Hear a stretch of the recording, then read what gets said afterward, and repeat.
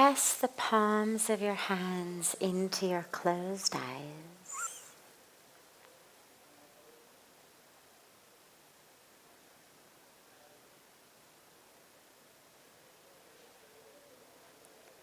Slowly and gently lower the hands and open your eyes.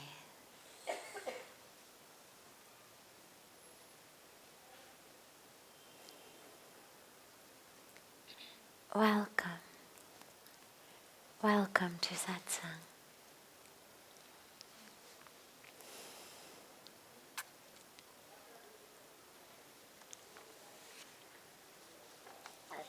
Starting as we always do with one of the questions that's come in advance from our internet-based family. Rishi Kumar जो है उधर जाके देख लेना है ना क्या हो रहा है, उधर जाके ना देख लेना, बंद करा दीजिएगा बस. We always start with one of the questions that's come in asked from online, so we'll start there and then we will open it up to any questions that anyone here might have.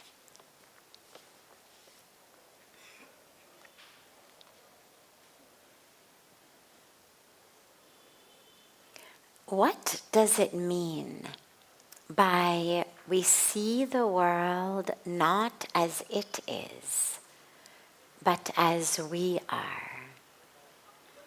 And this is asked by Parag Shah. So this is a really deep and really powerful teaching. And what the teaching means, the teaching again, as Parag says, is we see the world not as it is, but as we are. Meaning, we think that that which we see is just fact and truth, and we are merely an observer of it. But actually what our sages and saints and scriptures have been telling us since the dawn of time, for millennia, since we've got any sort of recorded teachings, is that you actually are creating your own reality. Now, some of it is through our actions. If I'm nice and I'm helpful and I'm loving, chances are, for the most part, people are going to treat me nicely and lovingly and be helpful. If I'm mean and obnoxious and rude and violent and selfish, again, for the most part, that's kind of what I'm going to draw back from the world. But it actually goes deeper than that as well. It's not just as I act, so I am treated. But it's my perceptions themselves are creating reality. And this is a core spiritual truth. And it's now something that if you read up about kind of modern quantum physics and quantum mechanics, it's telling you the same thing. So in our scriptures, we're taught yatha pinde tata brahmande. As is the individual, so is the entire universe. As it is in me, so is the entire existence. We say in Hindi, the sort of easier colloquial version of that is, Jaise drishti, as is my sight, vaise shrishti. So is the creation.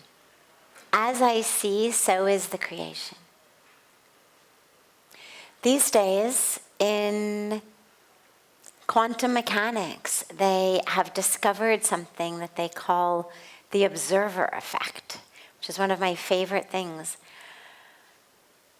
When I was studying physics back 35-ish years ago in high school,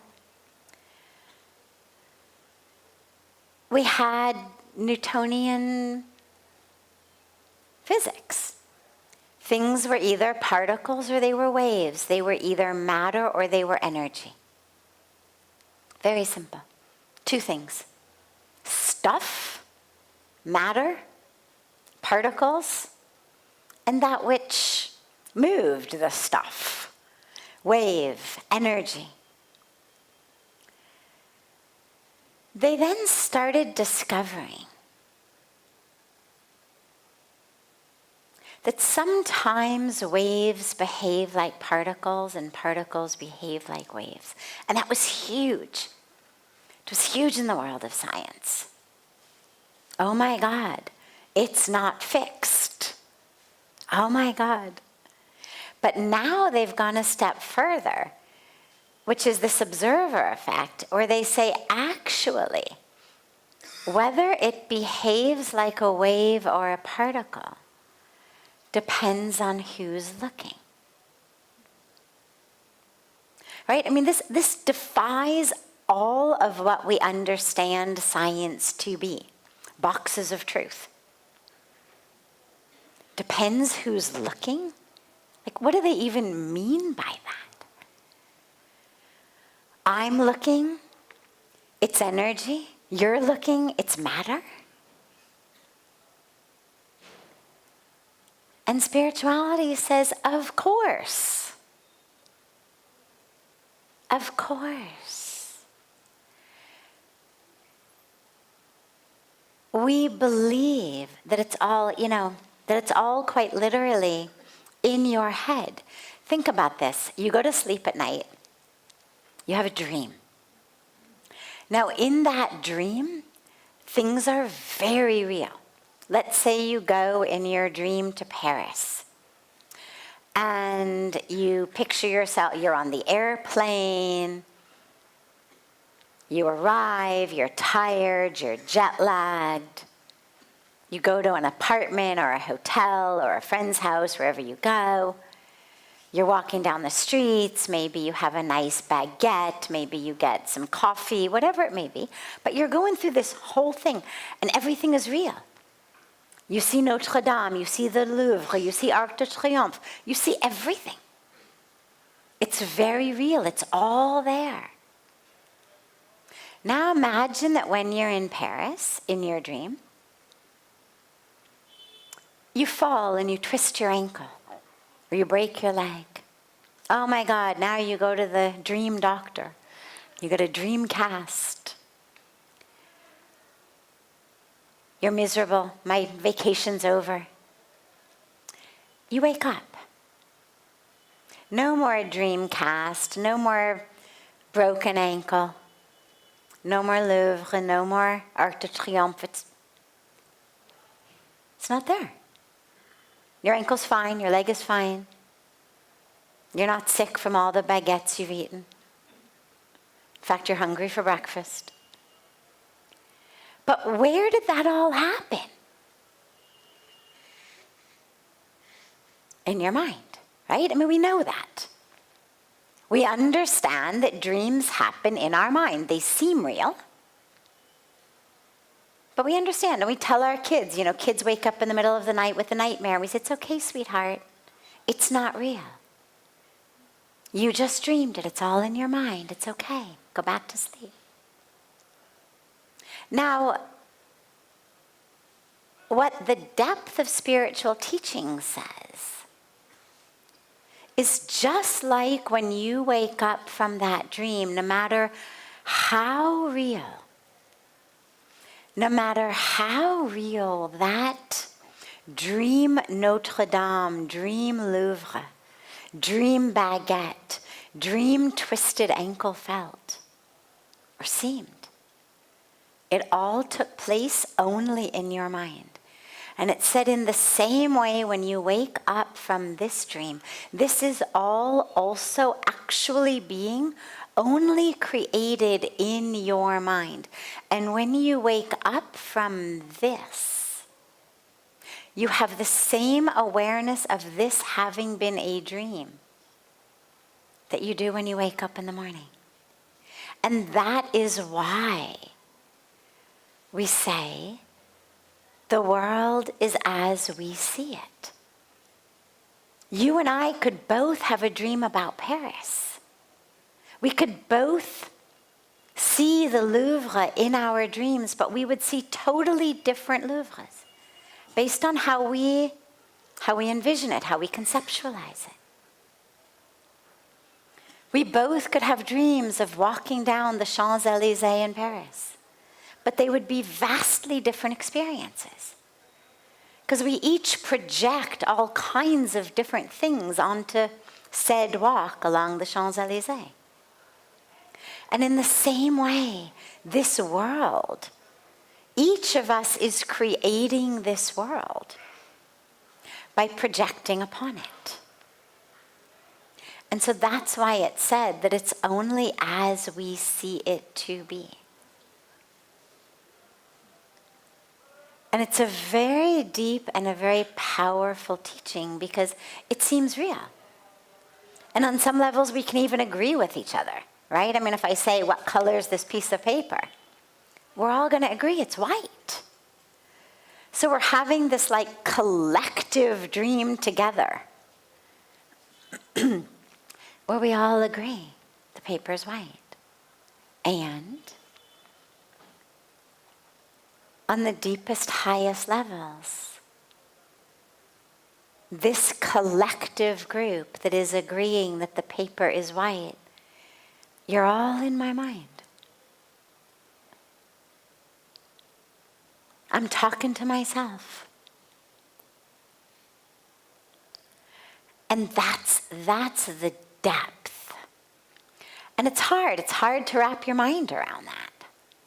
And it's okay, don't worry about it.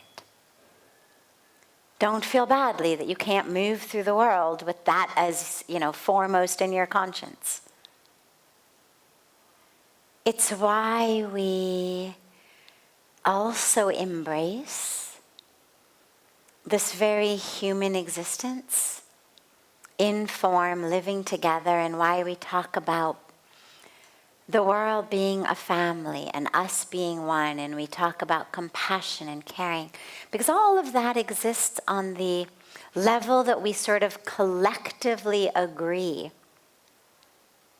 to play on, the level where we pretend that we are each real.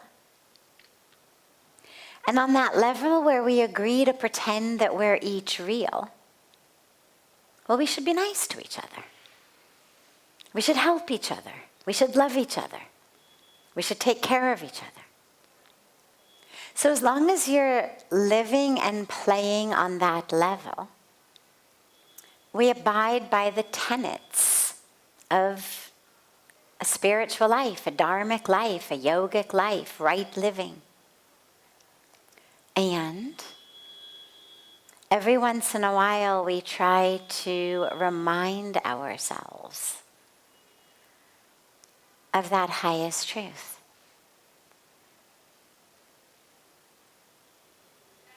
Because it's a win-win situation. If you really can wrap your mind around that truth, it's incredibly powerful and incredibly transformational. And if you can't, then the simple act of trying causes the mind eventually to become really still. Because you give up. It becomes like one of those Zen koans. Like you try to grasp it, you try to grasp it, you try to grasp it, and whatever way you go in, you cannot quite grab it. And the mind plays for a while, and then eventually it just goes, and it sort of gives up into a state of temporary stillness.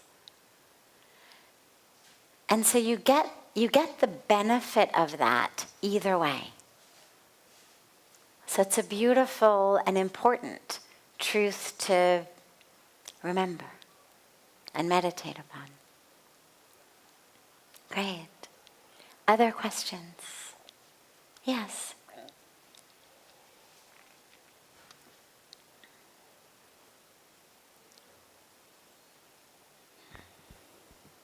Hello, Sadhviji. So my question is, how can we live in the mode of surrender without expecting anything in return? And how can we both work as well as serve selflessly? Beautiful.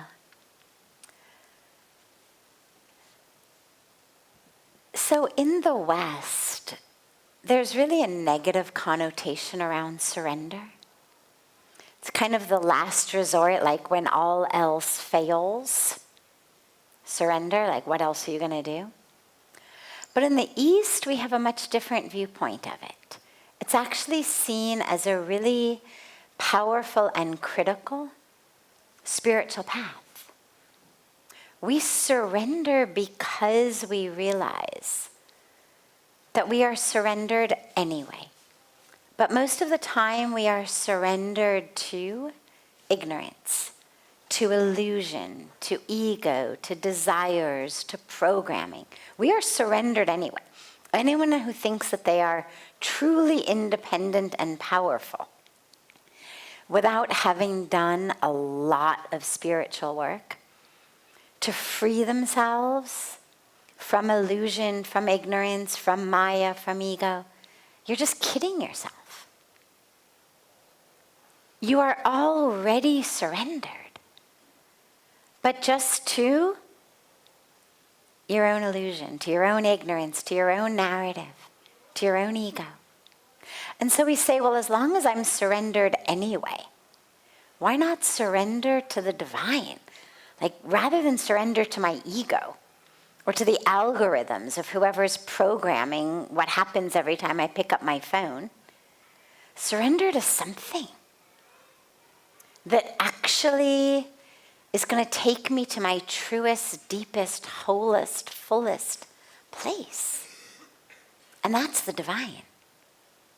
So we surrender in strength and in wisdom, not in weakness like we're giving up. It's a very conscious, intelligent, wise decision of I am going to surrender to the divine rather than surrender to my programming and my desires and my fears and my acculturation.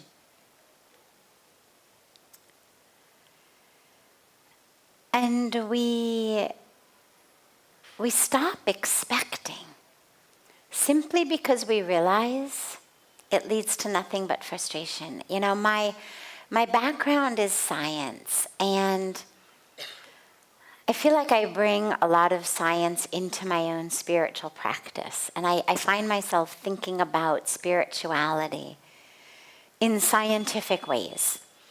And if you were to do a scientific study around expectation, let's say that I didn't tell you don't expect. Let's say that you hadn't read some spiritual teaching saying, let go of expectations. And we just did a study. And I had you make a list of all of your expectations on one piece of paper. And then I had you write down how you felt when those expectations were not fulfilled. If I had you share with me that second list, I guarantee you that the words that you would use would include things like depressed, miserable, frustrated, sad, angry, hopeless, right? We have expectations. That's in my hands. The fulfillment of the expectation is not in my hands. When my expectations are not fulfilled, I am miserable. Choose your adjective for it. Yeah, you could go to a thesaurus and we could come up with 25 words for misery, but we'll just call it misery for now. Misery and all of its relatives. But that is how we feel when that which we expected doesn't happen. We expect people to be loyal, they are not. We expect them to be honest, they are not. We expect them to be there for us, they are not. And so we're miserable. So scientifically, if I said to you, okay, look at these 2 sheets of paper, your 2 lists. If I said to you, what is the fastest path to freedom from misery? As a scientist, not a spiritual person, as a scientist, what would you tell me?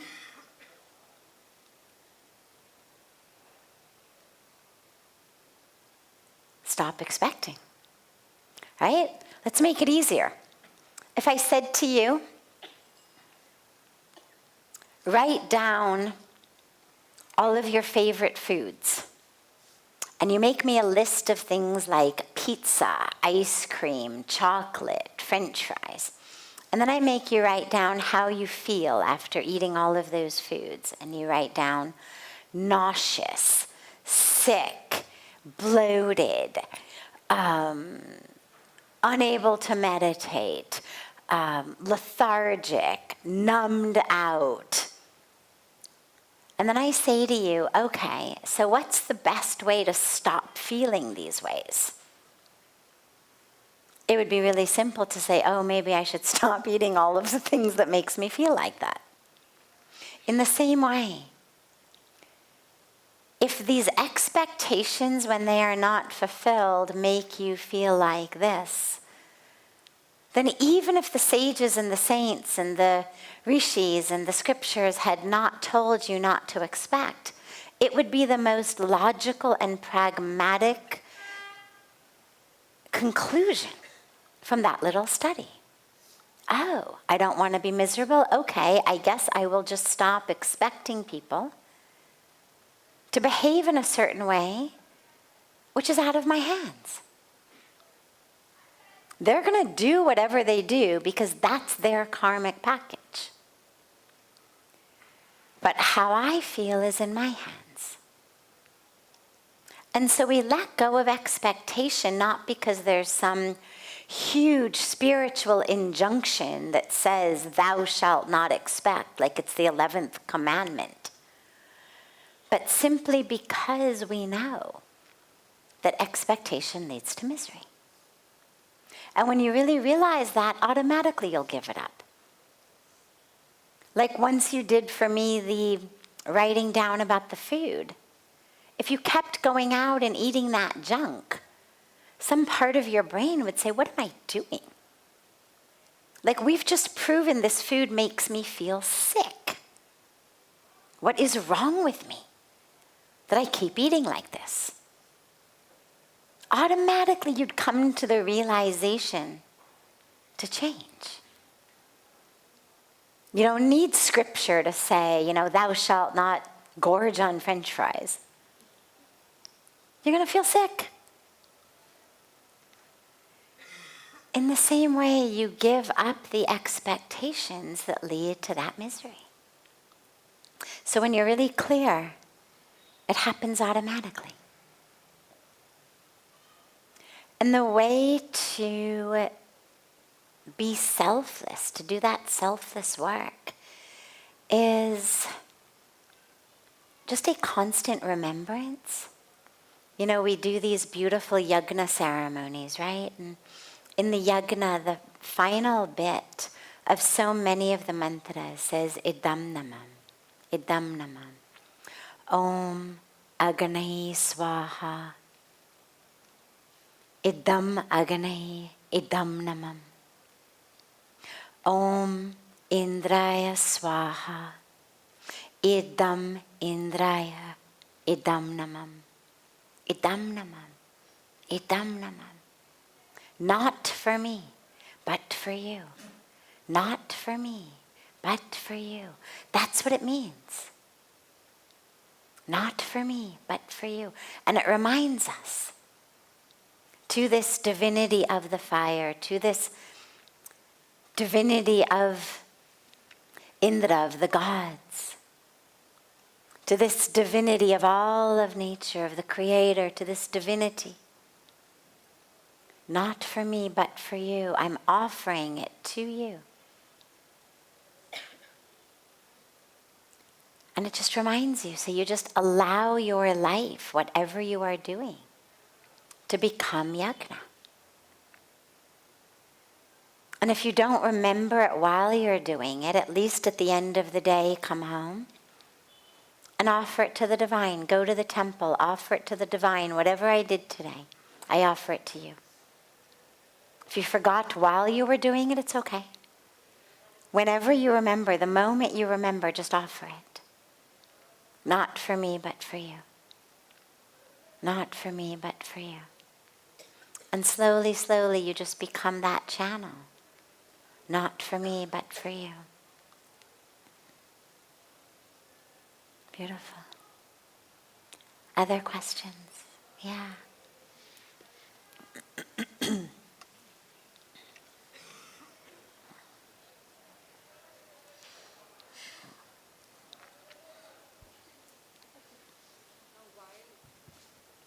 Now, while I'm here in Rishikesh, I've been meditating for 4 days, and I can feel the presence of the divine. I can feel that he's there. But when I return back to my home, back to school, it's once again the hectic life, projects, this, that, and then someone says something, something happens. Although meditation works, but often when I come home, it takes over those thoughts. All right, this is going to happen tomorrow. I have this work, I have that. Now the calmness is here.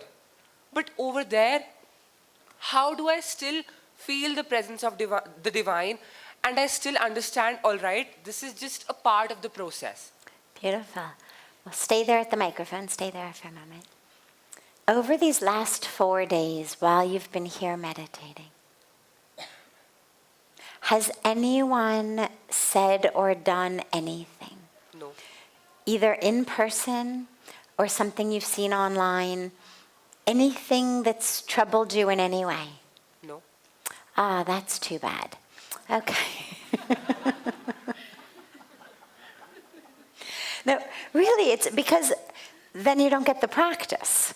So somebody should annoy him before he leaves. Because then you get the practice. Right? Otherwise you go back and you're thrown in the deep end. So while you're still here,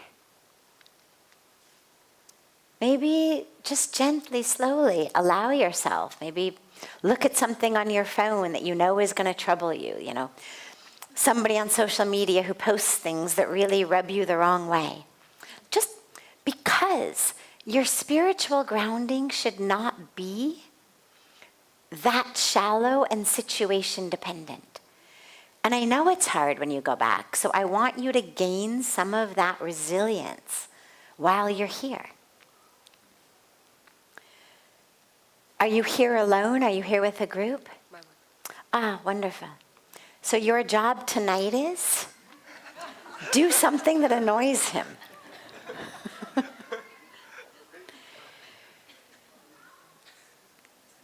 Because while you are anchored and grounded in your meditation, it's the perfect way. She'll do something that annoys you, but you've got this great strength of your meditation, and you will figure out how to get back in. Open your phone, read that stuff that annoys you, then close it. And you tell me what you do. What are you going to do to get back in? You're going to find somewhere, you're going to sit down, you're going to go back into your meditation. You have the tools. But start using them, because otherwise your meditation becomes associated only with a place where no one bothers you, no one annoys you, nothing doesn't go your way, everything is perfect. And so you start to think that you can only meditate when everything around you is perfect, and that you can only find that peace when nobody's annoying, Nobody's troubling you. There's not anything you have to do. And you want to start to find an integration of how the meditation becomes a tool for you. Because yeah, the world is busy. And it can be annoying. And your meditation is that which teaches you. It's not an inoculation. It's not like you meditate once and then nothing will ever annoy you again. What it does is it gives you tools of remembering. It connects you while you're in your actual seated meditation. You drop back into that imperturbable part of you, the part of you that is never annoyed, because it's not your personality. It's not your thoughts. It's not your beliefs. It's not that identity. So it's unable to be annoyed. You drop into that. You connect with it. But then as you move through your day and you kind of forget that, and something happens that annoys you, meditation gives you a tool to go back in. Oh, you just notice it. Oh, that was a comment that could be perceived as rude, but I'm just noticing it. I'm just noticing it. When you meditate, imagine that while you're meditating in your practice, your nose itches. Do you scratch it or do you not scratch it? You do scratch it, okay. Nothing wrong with that. Nothing wrong with that. There's different styles of meditation. I would recommend that sometimes you also do a meditative practice in which you choose an amount of time. Maybe it's just 15 minutes. Maybe it's half an hour. Maybe it's longer. In which you say, until this alarm goes off, I will not budge. My nose itches, it will itch. I will just notice it, but I will not scratch it. And what that does is it trains you to be able to notice things in life without reacting. In your meditation, it's just an itchy nose. Or maybe a leg that's fallen asleep. But in life, it's annoying people. Right? It's difficult situations. But the skill is the same. You just notice it. Just because the nose itches doesn't mean you have to scratch it. Just because someone's annoying doesn't mean you have to get annoyed. And what you start to realize is, as you allow the nose to just itch, but knowing that you're not going to scratch it, slowly, slowly, slowly on its own, it stops itching. First, it's going to really itch. Like it gets a lot worse before it gets better. And you just know you're not gonna scratch. You're just noticing it, and eventually, it just stops itching. And it's a beautiful tool and technique for life. You notice, all sorts of things arise, all sorts of triggers, all sorts of stimuli. They arise, and I can just notice them. And just because they're there doesn't mean I have to react. So sometimes give yourself that practice. And no matter how busy you are, make sure that you have your meditation time every day. Even if it means you get up 15 minutes earlier. Get up 15 minutes earlier.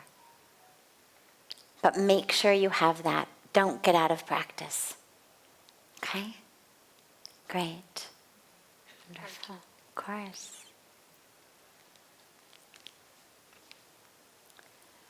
Have a beautiful,